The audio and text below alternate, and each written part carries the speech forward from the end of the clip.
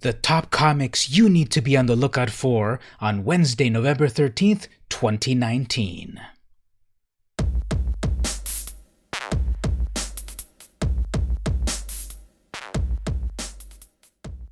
Hey everyone, it's VM Campos, comic book fan. Welcome to another episode of Top Comic Picks with VM Campos. This is the series where I talk about the comic books you need to be on the lookout for when you walk into your local comic shop this week. We'll talk about some issue number ones, some great covers, spec picks, great stories, and the like. Now this is the short version of the video, but don't worry, you'll still get a lot of good info. But if you want the longer version of the video, head on over to patreon.com/vmcampos, right over there. And for $1, you'll get access to the longer version every single week. I'll cover more comics, more picks, more good stuff. For $2, I will send you a curated comic book from my collection to you as thanks. But please enjoy the shorter version of the video. Let's get started. Alright, so here we are. The first book that I want to look at is Black Cat Annual number 1. Now, I doubt that the Black Cat comic is already at 1 year.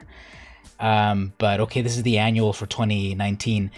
And this is the J. Scott Campbell cover. He always draws the characters really cute. We've got writing by Jed McKay, art by Joey Vasquez, Nacha Bustos, and Juan Guedon, and cover by J. Scott Campbell. You are cordially invited to the wedding of Black Cat and Spider-Man. What? In lieu of gifts, please turn off all your security systems, laser grids, and counterweight giant stone traps. Plus a bonus story. Now this is the classic cover where it's an homage to the wedding of Peter Parker and Mary Jane back on Amazing Spider-Man Annual number 21. I remember that book. I just got into Spider-Man at that time, and he had gotten married, and I had the cover with the villains in the background. I never had the variant cover with the good guys back there. But yep, this is reminiscent of that. So this is a book that I'm going to pick up, that I'm going to recommend. $4.99 on sale this week. Next up, okay, this is purely okay for two reasons. One, this is the second to the last issue of the Star Wars series. Can you believe it's been going on for 75 issues? After Star Wars got back into Marvel, they've had it going on for 75 issues. Okay, the other reason is this is Chewbacca versus Darth Vader. This is a cover by Phil Noto. I love his art. It's so good. Let's get a nice zoom in close up on this Phil Noto art of the Wookiee versus the Sith Lord. Now Chewbacca does tower over Vader, but I don't think Chewbacca is very force adept, and I don't think he can handle that lightsaber. Now I love that red background. This is such an epic battle right here. Our three stories converge as the rebels' plan to destroy the Empire's fleet come to a head. But can Luke really trust the grifter Warba Calip? Okay, so of course this is part of the extended universe stories that happens between after A New Hope and before Empire Strikes Back. And I want to pick this up because this cover is just epic. It's almost like virgin cover, and it's Chewbacca versus Darth Vader. I'm sold. Next up, another farewell here. Unbeatable Squirrel Girl number 50. Actually number 58. This is the Raza variant cover. Check this out. This is so realistic. I love it when they make these silly characters totally realistic. Look, these are so epic. This is Alex Ross style in Raza's style. There's Squirrel Girl, Brain Drain, Koi Boy, etc. Kraven the Hunter. Look at that glorious chest hair. And Doreen Green just looks amazing. So realistic. Just a really interesting comic that's gone on for 50 issues. The final issue, it's actually number 58 because of, legacy numbering and Secret Wars blew things up and they started the series over. 2 number 1s in 1 year. You had to be there. So 58 issues originally with Ryan North and Erica Henderson, and now we've got Derek Charm on the interior art, Raza on the cover. I might get both covers, actually. I kind of like them a lot. friendships, explosion, and friendships forged during explosions. It all comes down to this. This is just a great book. It's so funny. You don't have to take comics completely seriously. I totally recommend this one. And this is it. This is the last issue of Squirrel Girl. We'll see where else she appears at. Maybe the next Marvel movie. Next up, Tales from the Dark Multiverse, Blackest Night #1. Okay, this is Tim Seeley, Kyle Hotz, Dexter Vines, and Lee Weeks cover. Okay, I loved the Blackest Night Death of Superman story. I thought it was a fascinating, Elseworlds take on when Superman died and Lois Lane in a mad rage became the Eradicator and did some terrible things. Okay, this one is dealing with Blackest Night. I love this cover. I love this zombie overwhelming sort of cover. There's Sinestro, and here's the plot. What could be blacker than the Blackest Night? From the pages of Dark Knight's Metal comes a Dark Multiverse retelling of the Green Lantern event that changed the DC universe forever. Only this time the Black Lanterns win. Now, 23 days later, after the apocalypse, witness the rise of Sinestro as the Limbo Lantern. Trapped between life and death as a white and black lantern, Sinestro seeks to save the universe or end his miserable life once and for all. Joined by Dove, Lobo, and Mr. Miracle, the last living beings in the universe will put everything on the line to give their world one final chance. That sounds so freaking epic. I'm on board. I want to see Lobo in this story right here. What is he up to in the Dark Multiverse? And what the Dark Multiverse is, of course, it's a different telling of what we know as the real DC universe. And here Sinestro is one of the good guys, and this is just pretty epic. So I'm gonna pick this one up. Tales from the Dark Multiverse, Blackest Night #1. Another DC book here, Justice League Odyssey #15. This is the Year of the Villain variant. I'm not reading this book at all, but with a pedigree of Dan Abnett, I should. And the main reason is I love this Lucio Perillo cover, the Year of the Villain cover. This is just epic. Perillo is not just all about, sexy ladies. He can make these other epic characters even more epic. And I love this cover. It's so foreboding and just cosmic. And this is just so good. The plot: the Black Cube wakes. The new JLO team battles a massively powerful threat aboard their ship, and the ship is the first casualty. Oh no, what will happen? I don't know. I'm not reading this book on the reg, but I love this cover, and maybe you should check it out. Here's another DC book. Okay, I kind of love this. Dollhouse Family #1 of 6. This is the Hill House Comics imprint. Now, check out all the layers right here. We've got, DC Comics, Black Label, Hill House Comics. This is from Joe Hill, son of Stephen King. Look at this cover. This is scary. And I really want to check it out. Halloween is over, but there's always time for a good, scary comic. And I just love this. It's like this weird, realistic, photorealistic thing going on. It's just so weird. On Alice's 6th birthday, her dying great-aunt sent her the birthday gift she didn't know she always wanted, a big, beautiful 19th century dollhouse, complete with a family of antique dolls. So a lot of weird stuff happens. We've got Mike Carey, Joe Hill, on writing, art by Peter Gross, Vince Locke, and Dan McCade, and this cover, this Jessica Dalva cover, I love this. I need to see more Dalva art. And it's also got chapter 2 of Sea Dogs, a backup story. So if you're looking for some kind of horror book, this is the one you got to check out. Family Tree #1, moving over to Image. This is jumping onto a brand new series. Writer Jeff Lemire.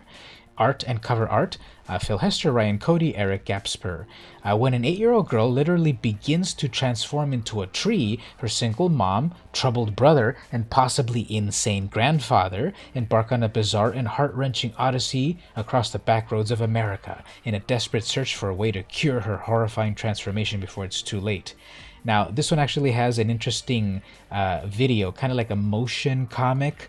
I'm not going to play the audio, but this brings a little bit of the book to life. So they're really going all out. Image is really going all out to kind of give you a sense of this comic is really interesting. Check it out and such. and I'm recommending it. So Family Tree #1 is out this week.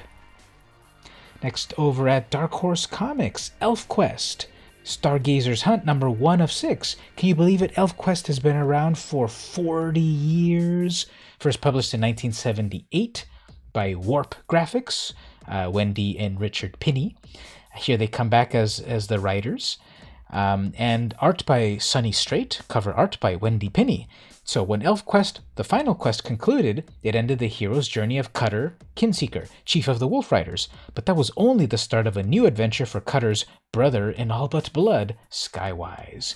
So if you want to get into the new issue #1 of this new Dark Horse ElfQuest book, it's out this week.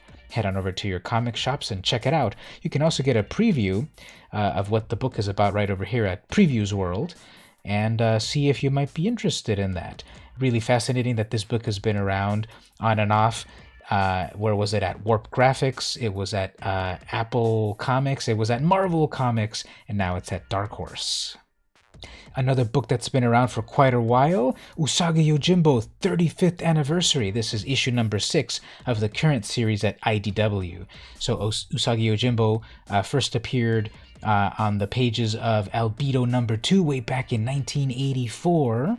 He was over on Albedo for Thoughts and Images and then moved over to Critters at Fantagraphics, had his own comic there at Fantagraphics. I believe he was also at Mirage. He was at Dark Horse for a long time, like 160 issues, and started again issue #1 at IDW. So in his 35th anniversary month of Usagi Yojimbo, Stan Sakai revisits the very first Usagi story, The Goblin of Adachigahara, expanding it from 8 to 24 pages and adding new insights into the characters and events, as well as revealing the reason of Usagi's pilgrimage back home.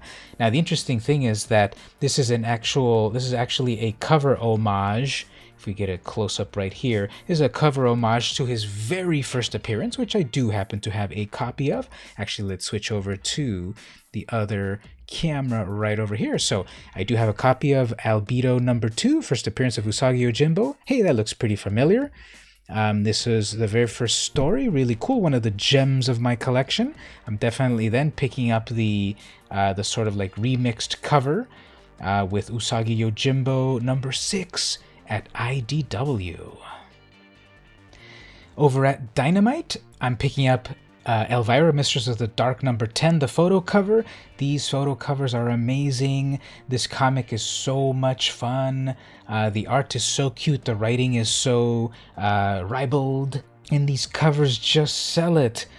Elvira did a deal with the devil because she just does not age after being in the spotlight for 30 years. She's still the same amazing hostess with the mostess. We've got writer David Avallone and artist Dave Acosta. Photo cover. Elvira's eldritch adventures continue as her wild ride winds up at a horror-haunted hospital. A crazy Halt is playing doctor, and not in the good way. See, I love those double entendres and such.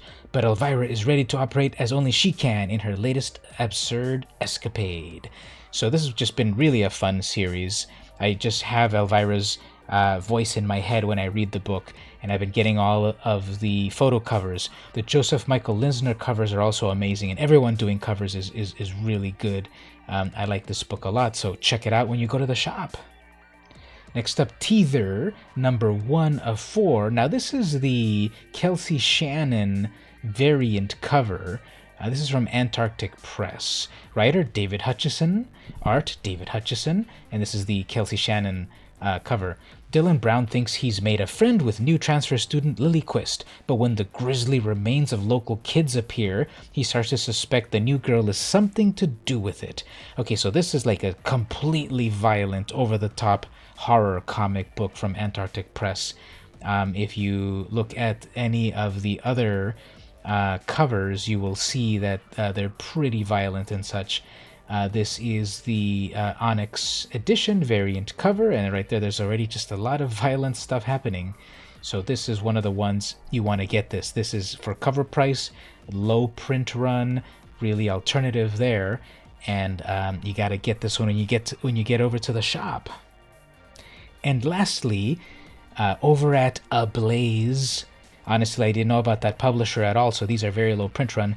Mirka Andolfo's Unsacred #1. This is the variant cover of Mirka Andolfo. She did cover A, and this is cover D, and a bunch of other creators did the other covers.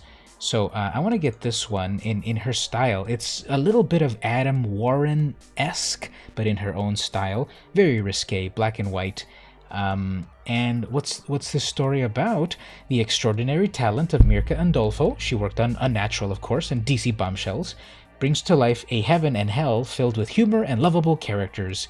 Angelina, a voluptuous angel, and Damiano, a mischievous devil, are madly in love, but while she does not intend to give into temptation, he would very much like to. This is the tale of their bizarre and spicy daily life, a sex-positive and incredibly funny slice of life, full of angels, devils, and gags. So I'm definitely getting this, and maybe one of the other covers, but this is the one I want to get. Cover D, the Mirka Andolfo cover. Well, everyone, this was the short version of the video. I hope you got some good picks to go check out this week at your local comic shop. If you'd like more, head on over to patreon.com/vmcampos, and for $1, you'll get the longer version of this video, plus last week's video, plus next week's video for $1. You'll be part of the VMC crew. You'll get access to the exclusive stuff. If you go to the $2 pledge, I'll actually mail you a comic book from my curated collection as thank you for being a patron. This has been Top Comic Picks with VM Campos, and I'll see you next week.